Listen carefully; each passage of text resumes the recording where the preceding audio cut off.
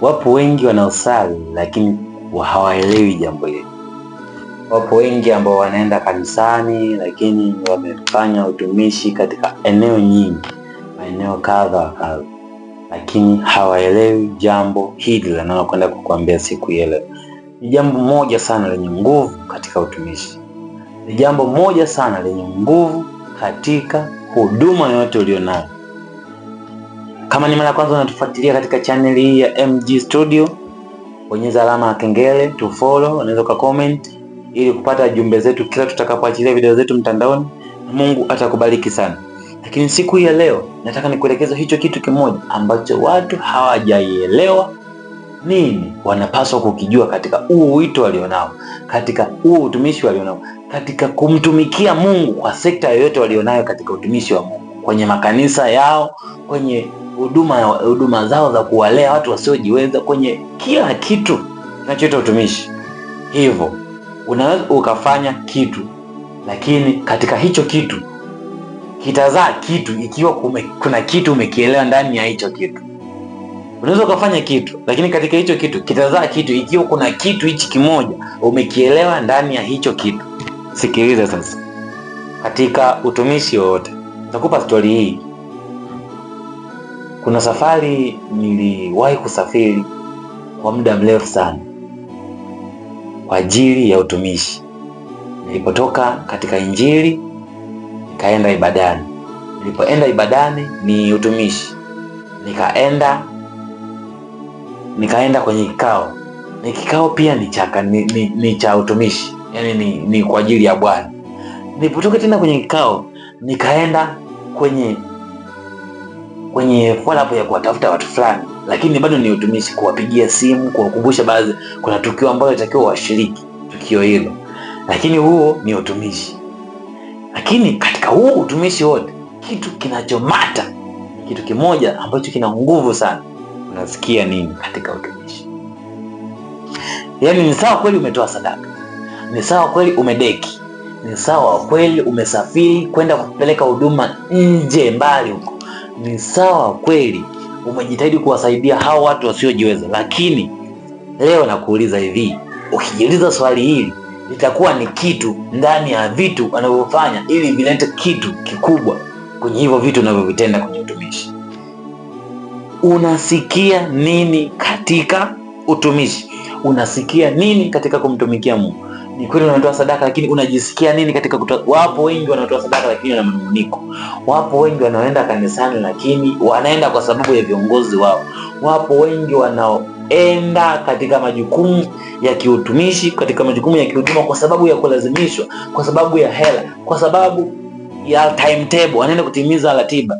Lakini ukizingua na kuelewa utumishi huo kwamba unaufanya tu bila kupenda ndani ya moyo, bila kusikia ndani ya moyo, utakwenda kughadhibika sana, kwa sababu hamna kitu unachokifanya. In fact unapoteza muda tu. Nikwambie, katika Zaburi 122 na mstari wa kwanza, mtumishi wa Mungu anaandika kitabu hiki, anasema hivi: na alifurahia waliponiambia twende nyumbani kwa Bwana. Na alifurahia waliponiambia twende nyumbani kwa Bwana. Kitabu hicho kipo katika Zaburi 122 na mstari wa kwanza. Zaburi 122 mstari wa kwanza. Ndaisoma kwa kurudia zaidi. Zaburi 122 na mstari wa kwanza. Yes. Zaburi 122 na mstari wa kwanza. Biblia inasema yes. Biblia yangu inasema, Zaburi 122 mstari wa kwanza: na alifurahia waliponiambia na twende nyumbani mwa Bwana. Na alifurahia waliponiambia na twende nyumbani mwa Bwana. Ni neno ambalo limenyonga, linaeleweka, lakini lina kafumbo. Nyumbani mwa Bwana. Nyumbani mwa Bwana ni wapi? Hivi nyumbani mwa Bwana ni kanisani? Hivi nyumbani mwa Bwana ni sehemu gani? Nilifurahia sana waliponiambia twende nyumbani kwa Bwana. Lakini naweza nikaigeuza sentence hiyo nikakuambia wewe siku ya leo, mimi nalifurahia sana waliponiambia twende kwenye mkutano wa Injili. Mimi nalifurahia sana waliponiambia tukawasaidia watoto wasiojiweza. Nalifurahia sana nilipotumia muda wangu kuwatafuta watu kwa ajili ya kuwakumbusha jambo la kimungu. Na alifurahia sana nilipotumia muda wangu kwa ajili ya kukaa na kumfundisha mtu mmoja amjue Mungu. Na alifurahia sana kutumia muda huu kukufundisha wewe neno la Mungu kwenye Biblia na kwenye mitandao ya kijamii. Na alifurahia sana. Ndiyo maana Daudi anasema alifurahia walipomwambia na twende nyumbani mwa Bwana. Alifurahia walipomwambia na twende nyumbani mwa Bwana. Nyumbani mwa Bwana ni sekta nyingi. Nyumbani mwa Bwana kuna mambo mengi. Nyumbani mwa Bwana kuna matukio mengi. Kila kitu ninachokuambia, kila kitu ninachokuelekeza, issue of everything ipo kwenye upande wa nyumba ya Bwana.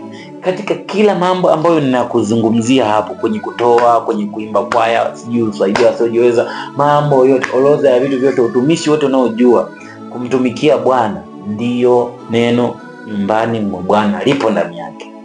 Kwa watu wengi tumefanya kazi katika Bwana bila kupenda, bila upendo wa ndani, bila kukubaliana.